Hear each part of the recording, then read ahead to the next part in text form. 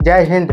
कश्मीर के पहलगाम में जब पाकिस्तान ने एक एक करके हिंदुओं की पहचान पूछ करके उन्हें मारा था, उस दिन यह तय हो गया था कि अब भारत चुप नहीं बैठेगा, कुछ बहुत बड़ा होगा और वो दिन आ चुका है। 7 मई 2025 भारत ने ऑपरेशन सिंदूर के जरिए पाकिस्तान को ऐसा जख्म दिया कि उसके आने वाली नस्लों को भी डराएगा। जिस दर्द को भारत की विधवाओं ने सालों तक सहा, उसका जवाब इस बार शब्दों से नहीं बल्कि आग की भाषा में दिया गया है।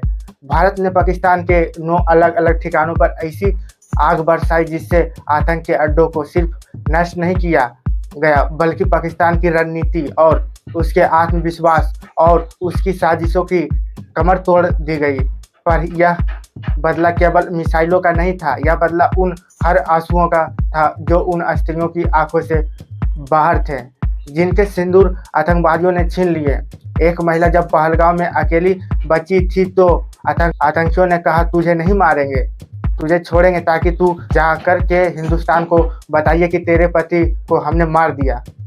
लेकिन जब भारत ने भी बता दिया कि जवाब मिलेगा और ऐसा मिलेगा कि दुश्मन की रूह कांप जाएगी।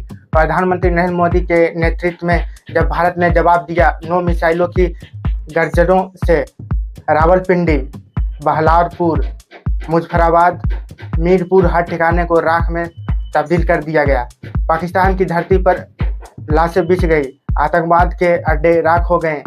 दुनिया ने देखा है यह कि भारत ने कैसे जवाब दिया। ऑपरेशन सिंदूर 2016 की सर्जिकल स्ट्राइक और 19 की बालाकोट एयर स्ट्राइक से भी कई गुना आगे था, क्योंकि जहां पहले पाकिस्तान इन कार्रवाइयों से मुकरता था, वहीं इस बार उसने खुद ही दुनिया के सामने कहा कि भारत ने हमला कर दिया और यह कहकर के उसने अपना रोना शुरू कर दिया।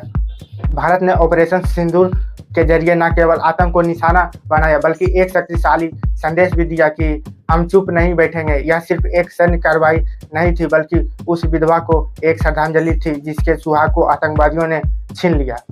भारत जानता है कि सिंदूर क्या होता है। हर भारतीय संस्कृति में नारी के सुहाग, सम्मान और विश्वास का यह प्रतीक है, और जब उसी सिंदूर को आतंकवादी मिटाते हैं ना, तो उसका जवाब सिर्फ सीमा पर नहीं धरती पर भी दिया जाता है। भारत सरकार और सेना ने इसलिए इस ऑपरेशन का नाम ऑपरेशन सिंदूर दिया और पूरी दुनिया को बताया कि यह मिसाइल नहीं है, यह उन आंसुओं का जवाब है जो वर्षों से हमारे अंदर में दबे हुए हैं। 6 मई 2025 को भारत की ओर से ऐलान किया गया कि देश भर के 244 क्षेत्रों में मॉक ड्रिल की जाएगी। दुनिया को लगा भारत सिर्फ युद्ध अभ्यास कर रहा है, पाकिस्तान को लगा कि भारत हमला करने की तैयारी में है और हमला कर सकता है। वो डर गए और पाकिस्तान ने अपनी सेना को इंटेलिजेंस को पूरी तरीके से हाई अलर्ट पर रख दिया। उसकी खुफिया इंटेलिजेंस भारत के अगले कदम का अनुमान लगाने में जुट गई और यहीं पर भारत ने मास्टर स्ट्रोक चलाया। मॉक ड्रिल की आड़ में भारत ने पूरी तैयारी कर ली और 7 मई को सुबह पाकिस्तान के 9 आतंकी ठिकानों को तबाह कर दिए।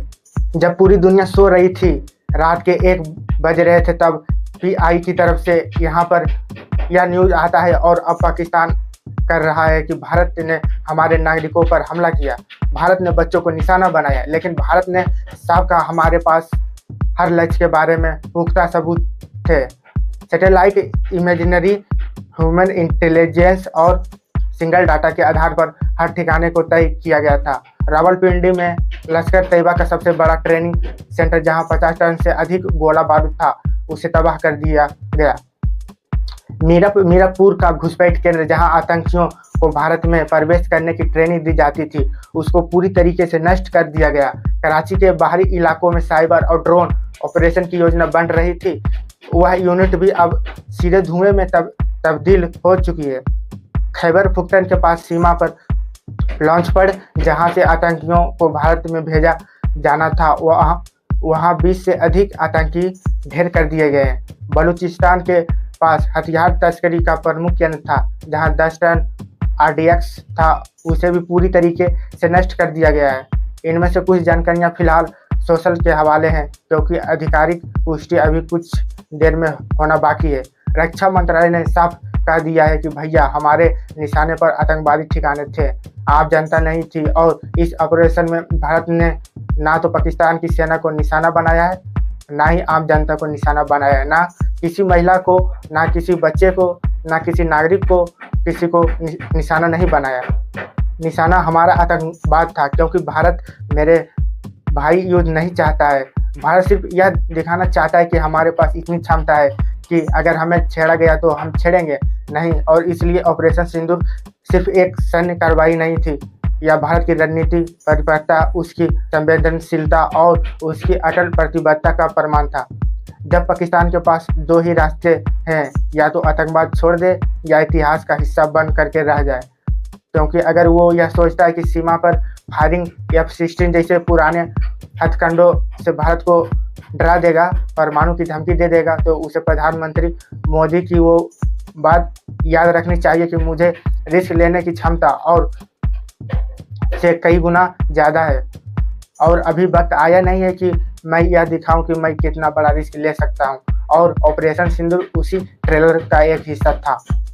अगर पाकिस्तान नहीं सुधरता तो अगली बार उसे फुल मूवी भी देखने को मिलेगा, ये मैं आपको आश्वासित करता हूं। तो सुधर जाओ पाकिस्तान, क्योंकि हम हिंदुस्तानी आपको छोड़ने वाले नहीं है। ना यह भारत छोड़ेगा, ना यह मोदी छोड़ेगा। आज के लिए इतना ही। जय हिंद, जय भारत।